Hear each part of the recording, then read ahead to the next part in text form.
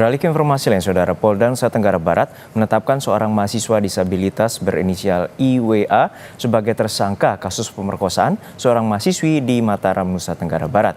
Penetapan tersangka menjadi polemik setelah tersangka membantah aksi itu karena keterbatasan fisik dan mengaku dijebak oleh korban. Seorang disabilitas warga Mataram, Nusa Tenggara Barat inisial IWA ini merupakan seorang mahasiswa yang aktif dalam kegiatan kesenian. Seluruh kegiatan sehari-harinya dilakukan hanya dengan menggunakan kakinya. Tapi IWA kini berurusan dengan hukum setelah dilaporkan dalam kasus dugaan pemerkosaan mahasiswi dan sudah ditetapkan sebagai tersangka. IWA membantah aksinya itu dengan alasan keterbatasan fisiknya. Dia justru menuduh korban memperdaya dirinya saat korban mengajak ke sebuah penginapan. Yang saya bingungkan tuh bagaimana saya merkosa sedangkan saya terus terang seperti ibu bapak lihat sendiri, saya tidak bisa buka celana sendiri, buka baju sendiri. Dan memang kalau memang keperkosaan itu kan ada kekerasan seksual, bagaimana ngelakuin kekerasan, didorong aja saya atau jangan diantar saya kan gitu. Misalkan kalau dia nak mau tuh gimana tuh kekerasan seksual atau pemerkosaan, dia dorong saya. Terus kok tiba-tiba ada dua cewek lagi, yang satu cewek jadi dua. Nah itu maksud saya apa itu gitu. Kan pertama satu cewek yang saya ajak pergi, satu cewek kok ada dua. Dua yang masuk ke kamar itu? Enggak, maksudnya yang laporan itu ya gitu. Laporan ada dua korban. Ya itu ditambah. Sudah kalau memang kekerasan atau pemerkosaan yang seperti kabar sekarang ini sampai saya dijadikan tersangka sekarang 20 hari ini pertama. Itu yang saya bingung, bagaimana saya mau memperkosa dengan keadaan saya kayak gini, kekerasan kan bisa ada ngelawan, bisa ada dorong, apalagi dua cewek misal kan bisa kerja sama yang dua untuk dorong atau mukul atau lain sebagainya, ditinggal aja saya ngapain diantar balik, pulang pergi baik-baik aja gitu. Sementara itu pendamping korban AM menjelaskan tersangka IWA telah memanipulasi korban dan memanfaatkan kondisi korban yang labil karena masalah keluarga. Berbeda dengan keterangan tersangka, pendamping korban menyebut tersangka yang justru mengajak korban menuju homestay milik rekan pelaku di Rembiga dan melakukan tindakan asusila. Diperkirakan korban lebih dari satu orang. Jika kita melihat sisi pelaku yang ada keterbatasan dan segala macamnya, kita tidak bisa kemudian serta-merta menihilkan bahwa mereka punya upaya, apalagi kalau kita lihat dari pelaku sendiri sebenarnya adalah orang yang produktif dalam kesehariannya. Dia bukan orang yang kemudian benar-benar kesulitan terkapar di kasur dan lain sebagainya. Jadi kalau kita lihat kesehariannya, dia adalah mahasiswa, dia bisa bepergian kuliah, dia bisa bersama teman-teman dan lain sebagainya. Jadi artinya keterbatasannya itu kemudian tidak serta-merta menihilkan peluang itu terjadi gitu. Apalagi dengan yang dia lakukan adalah kan dari ancaman intimidasi verbal gitu ya. Sebelumnya, Kasubdit Renakta Reserse Kriminal Umum Polda NTB AKBP Nimade Pujawati menyebutkan Polda NTB telah menyiapkan tindakan dan perlakuan khusus terhadap tersangka kriminal yang merupakan seorang disabilitas. Kita melakukan tahapan-tahapan dalam penanganan disabilitas tersebut. Kita melibatkan ahli untuk menilai apakah dia cakap untuk mempertanggungjawabkan perbuatannya. Kemudian apakah tindakan-tindakan yang dilakukan masuk kategori tindak pidana. Itu sudah kita lakukan. Kita sering kali konsultasi dengan KDD sehingga pada hari Jumat kemarin kita sudah melakukan penetapan tersangka dan rencananya akan dilakukan pemeriksaan tersangka kepada yang bersangkutan. Tersangka IWA saat ini tengah menjalani sebagai tahanan rumah selama 20 hari setelah ditetapkan sebagai tersangka. Dan kasus ini masih diselidiki Polda NTB. Fitri Rahmawati, Kompas TV Mataram, Lombok, Nusa Tenggara Barat. Menanggapi kasus disabilitas yang diduga melakukan pemerkosaan, polisi daerah NTB menegaskan memiliki alasan dan bukti untuk menetapkan pemuda disabilitas IWA menjadi tersangka. Dalam konferensi pers di Reskrimum Polda NTB, Kombes Syarif Hidayat menjelaskan polisi telah mengantongi sejumlah bukti atas laporan dugaan pemerkosaan yang dialami korban. Bukti itu termasuk pemeriksaan 5 saksi ditambah keterangan ahli dan bukti pendukung seperti pakaian korban yang dinilai cukup untuk menetapkan IWA sebagai tersangka. Hasil pemeriksaan polisi, pelaku mengancam dengan membuka aib korban untuk kemudian melakukan pemerkosaan. Saat ini tersangka tengah menjalani tahanan rumah hingga 20 hari ke depan. Aib kamu akan saya buka dan saya sampaikan ke orang tua kamu. Ya.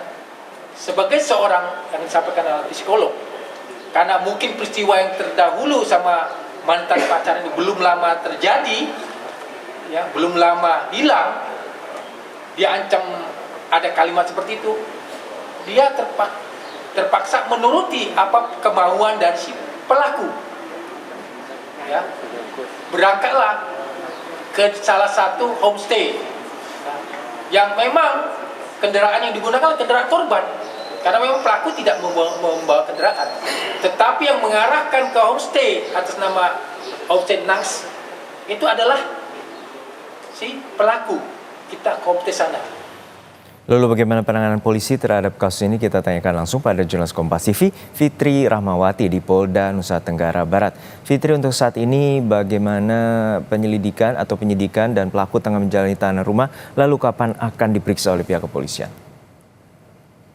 Ya, Juno dan juga saudara, baru saja di Polda Nusa Tenggara Barat ini digelar jumpa pers di mana pihak aparat kepolisian yaitu di Reskrimum Polda Nusa Tenggara Barat meluruskan beberapa hal terkait pemberitaan terkait kasus pelecehan seksual yang melibatkan kelompok disabilitas ini.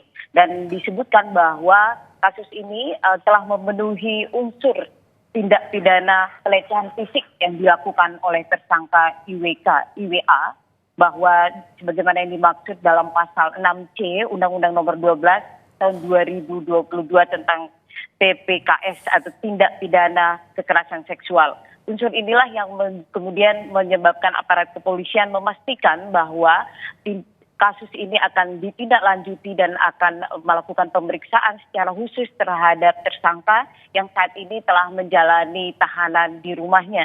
Tidak ditahan di Polda Nusa Tenggara Barat, namun menjalani tahanan rumah karena kondisi fisik dari IWA yang disabilitas dan dianggap harus memenuhi hak-haknya sebagai kelompok disabilitas.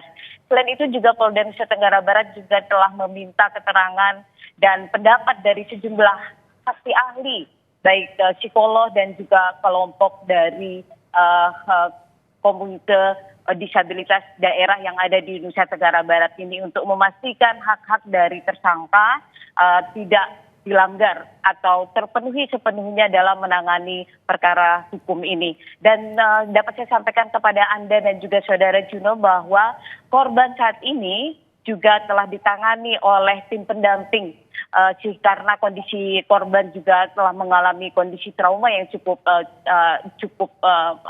parah begitu, karena sampai saat ini juga korban masih ditangani secara intensif karena untuk menangani kondisi trauma yang dihadapinya setelah menghadapi kasus yang dialami sejak tanggal 7 Oktober 2024 ini. Aparat kepolisian terus akan memberikan penanganan yang serius terhadap kasus ini, Juno. Ya, Fitri, untuk saat ini apa saja tadi alat bukti dan juga kelengkapan alat bukti dan juga kesaksian dari pihak saksi yang telah diperiksa, dan apa saja juga dugaan apakah ada kemungkinan korban lain? Ya, Juno, aparat kepolisian telah memeriksa 5 orang saksi. 1 orang saksi adalah saksi korban dan 2 orang lainnya adalah 2 orang saksi yang nyaris menjadi korban dengan modus yang sama dilakukan oleh tersangka IWA ini. Dan kemudian juga saksi seorang rekan korban dari korban, kemudian juga 1 orang saksi yang merupakan penjaga dari homestay tempat di mana peristiwa itu terjadi atau pelecehan itu terjadi yang dialami oleh korban dan juga dilakukan oleh tersangka IWA ini.